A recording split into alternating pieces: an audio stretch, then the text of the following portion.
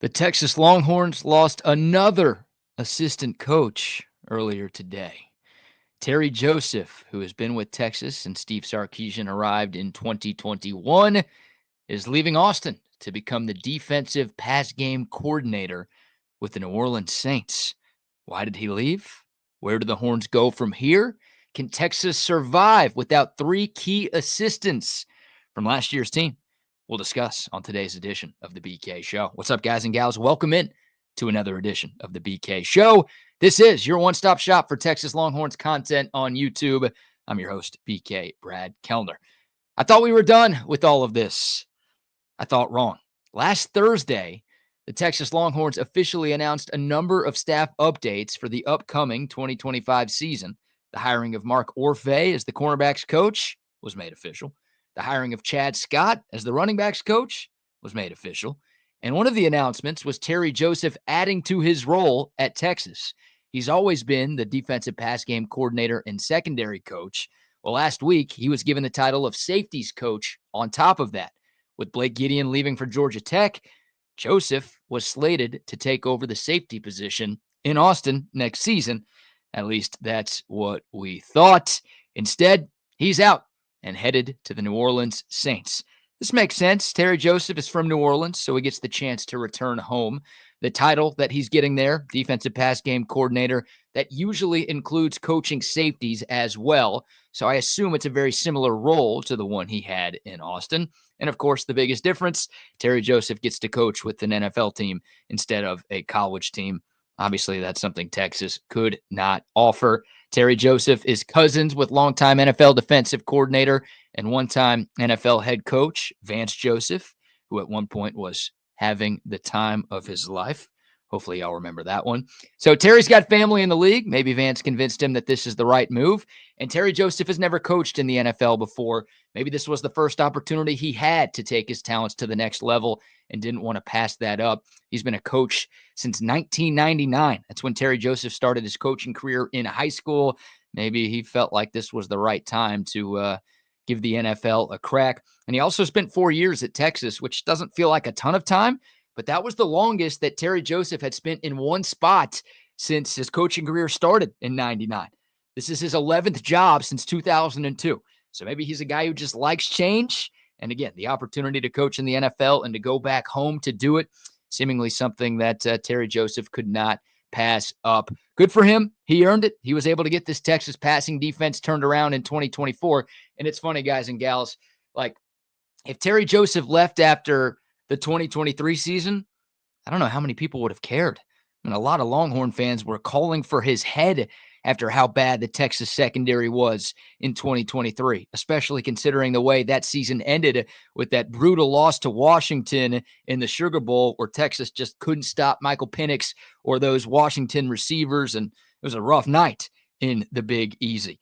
Terry Joseph was on a warm seat going into 2024, to say the least. And Texas went from having the 105th ranked pass defense in America in 23 to having the number one pass defense in the country following the regular season. I think after the playoff was all said and done, Texas was ranked 7th. So still pretty damn good going from outside of the top 100 to the top 10. And obviously Texas's secondary improvement was a big part of this team's success, making it to the SEC title game and winning the first 2 CFP games in school history. You look at Jahdae Barron winning the Thorpe Award. He's probably going to be a first-round pick when we get to April. Some of the other secondary players got a lot better under Terry Joseph's tutelage. Andrew Makuba, Michael Taft, Manny Muhammad. I know Muhammad had a rough college football playoff, but he did a lot of really good things during the season, and I think Terry Joseph deserves a lot of credit for that. You look at Jalen Gilbo. The list goes on and on. I mean, the Texas secondary, night and day better in 2024. And you've got to give Terry Joseph and Blake Gideon and Pete Kwiatkowski and the rest of the coaching staff a ton of credit for that. The secondary went from a weakness to a definite strength for Texas. And again, if Terry Joseph left after 23, I'm not sure how many people would have cared. I think some of y'all would have packed his bags for him. But with what we saw from the Texas secondary this past season, this feels like a big loss. And Terry Joseph has been a pretty good recruiter as well. Not an elite recruiter, but he's been good, and he's been really good in the state of Louisiana. He played a big role in landing guys like Derek Williams and Wardell Mack. And hell, even though Arch Manning plays quarterback, Terry Joseph played a role in getting Arch to commit to Texas. And it wasn't just Louisiana. Guys like Kobe Black and Manny Muhammad were recruited mainly by Terry Joseph. So a lot of 4- and 5-star guys, not only in that defensive backfield, but on the Texas roster, were recruited primarily by Terry Joseph. So he'll be missed. And losing one of Terry Joseph or Blake Gideon would have been tough, but losing both of them kind of feels like a big blow to Texas because that's your entire secondary coaching staff right there. And that makes it 3 total assistants who have departed Austin within the last month. It was Blake Gideon first, taking the DC gig at Georgia Tech. Then it was Tashard Choice going to the Detroit Lions. And now Terry Joseph off to the NFL as well. Of course, Sark has already made 2 hires. Now he has to make 1 more. I assume this is the last hire Sark is going to have to make, but I would have said that after Chad Scott was hired to replace Tashard Choice. So who knows with the way this offseason is going. But from some of the reading I've done today and some of the folks I've talked to today, this should be the end for Texas in terms of assistant coaches leaving the program. And I'll say this is the sign of a good program, guys. I mean, it sucks. There's no doubt. You don't want to lose good coaches. And all 3 of those guys who have left are good coaches. But this is how it goes. Look at Ohio State this year. They're losing everybody from Ryan Day's staff. Look at Alabama every year under Nick Saban. They lost coordinators every year. Texas is fortunate to have kept all 3 of its coordinators really throughout the entirety of the Steve Sarkisian era. It was like a minor miracle that all 3 of those guys are still here. But that happens at Georgia. It happens at Bama. It happens at Ohio State. It's kind of flattering that people want to poach your coaches. Nobody was poaching from Charlie Strong's staff. Nobody wanted anybody from Tom Herman's staff. Those guys were getting fired. They weren't leaving for better opportunities. It's a good sign that people want you because that means that you're doing something right. And Texas clearly is doing something right. So, again, it's a good sign. Obviously, we don't care about other teams. We care about this team, and this hurts our team. So, F you, Kellen Moore. It's my first thought. And F you, Dan Campbell. It's my second thought. And Brent Key at Georgia Tech. Like, come on, man. But again, that's how it goes in college football. And it's a lot better than having to fire coaches year in and year out because guys just aren't good enough at their job. So more evidence that Texas football is moving in the right direction. It's early. This news dropped this morning, so I haven't done a ton of research on potential replacements, but Texas has a few options here. They could promote Mark Orfe and make him the secondary coach and then just hire a safeties coach to replace that part of Terry Joseph's job. They could move Mark Orfe to safeties coach and hire a corners coach. I think we all thought when Orfe got the gig, it was going to be for safeties and Terry Joseph was going to be the corners guy. That obviously is not how it materialized. So maybe you move Orfe to safety and bring in a corners coach, or maybe you just hire a guy who did exactly what Terry Joseph did and give him that exact same title where he's your secondary coach, your defensive passing game coordinator, and your safeties coach. So there are a few different avenues that Steve Sarkisian can go down to replace Terry Joseph. And we did a few videos on this channel talking about Blake Gideon replacements before Orfe got the gig. I think some of those candidates we discussed could be candidates again. I mean, this might not be a long search at all, right? Steve Sarkisian might know exactly what he wants to do already because he just interviewed a bunch of secondary coaching candidates a couple of weeks ago. So this might be a thing where it's like, okay, Mark Orfe was my first choice. This guy was my second choice. Let's just call this guy because we liked him and we thought he was really good. We just thought this guy was a little bit better. Let's just bring this guy in. So that might be the case. Who knows? But again, he did just interview a bunch of candidates for a very similar role. So this search might not take as long as some of the other ones. Some of the names we talked about with Blake Gideon, Dwayne Aquina, I'm sure his name is going to be discussed again by Longhorn fans. The former Texas secondary coach, one of the architects of DBU. You know, the former players love him. You know, a lot of Texas fans love him. He's getting up there in age. There was mutual interest between Texas and Aquina last offseason.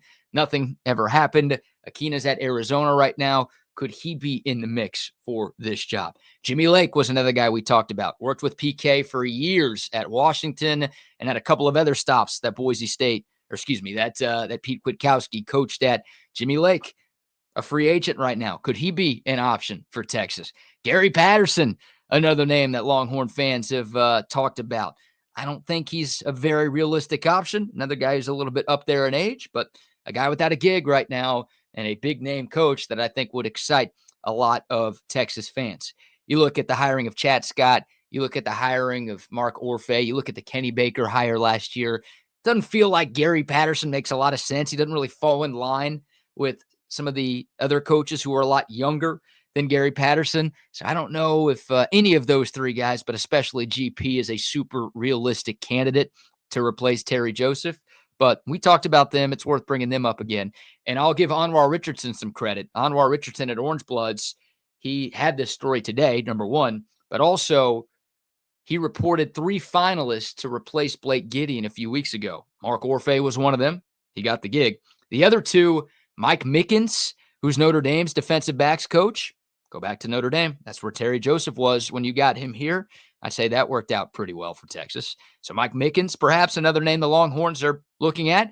And then Corey Sanders was the third of those three finalists. He's the Pitt secondary coach, also their safeties coach, and he's assistant head coach for the Panthers as well. So take away the assistant head coach, but the other two parts of the job, that's exactly what Terry Joseph was doing in Austin. So maybe Corey Sanders is back in the mix as well. So those are some names to keep in mind. We're going to deep dive into some of these candidates in tomorrow's video. More reports will be out there. I'll have some conversations behind the scenes and do some reading to try to figure out who else could be in the mix, but wanted to at least give you guys a few names on who could be talked about to replace Terry Joseph. But man, what a wild month it has been. Three assistant coaches leaving. After Gideon left, you were thinking he was the only one. Then Tashard Choice leaves, and you're thinking, all right, it's just two. Now Terry Joseph leaves. That's three key assistants for Texas football, all leaving within the span of just a few weeks. So I will say this, congrats to 2023 Texas fans. You got your wish. Blake Gideon and Terry Joseph are gone. A lot of the fan base wanted both of those dudes gone last year. People would have killed for those guys to have gotten poached away after 2023. But after this season, not so much. So it's another coach for Sark to replace. Hopefully, this is the last one. But I think Texas will be fine. Again, sign of a good program. I trust in Sark to get this right. But obviously, a lot of changes coming to the Longhorns in 2025. 14 players at the combine this week. I mean, Texas might have 15 or 16 dudes drafted in a couple of months. A few other guys obviously trying to make rosters as UDFAs as well. And then three assistant coaches are leaving. So a lot of new faces here on the 40 acres this coming season. What say you? Any concerns? You nervous about Texas in 2025, or do you think the Longhorns will be just fine? Comment below with your thoughts. Appreciate y'all tuning in. If you made it this far, number one, thank you. Number two, please give this video a thumbs up. And number three, please subscribe to the channel and tap the notification bell so you're always informed whenever we drop new content right here on the BK Show, your one-stop shop for Texas Longhorns content on YouTube. That's going to do it for this one. Remember, when y'all watch the BK Show, you rule. Talk to y'all tomorrow. Hook 'em.